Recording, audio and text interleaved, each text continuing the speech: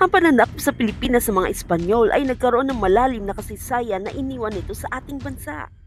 Nagsimula ito dahil sa hindi sinasadyang pagtuklas sa bansang Pilipinas dahil sa isang manlalakbay na si Ferdinand Magellan noong taong 1521, kung saan ay nakarating ito sa Mactan, Cebu at napatay siya rito.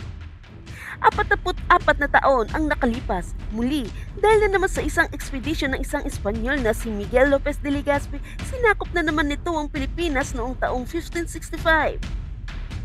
Isang taong lumipas mula na sinakop ang Pilipinas ay pinangalan nila ang bansa na Pilipinas dahil sa hari ng Espanya na si Philip II para manatiling nakatikit ang bansa sa Espanya.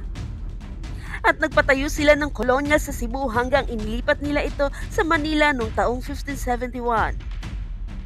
At sila na nga ang humawak sa pamumuno at pamamalakad dito sa Pilipinas hanggang kinalaban sila ng United States of America at natalo sila rito.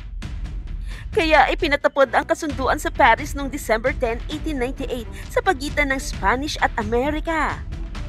Kaya ang masasabi, ang Espanyol ang pinakamatagal na nanakop sa Pilipinas na umabot ng 333 years mula 1565 to 1898.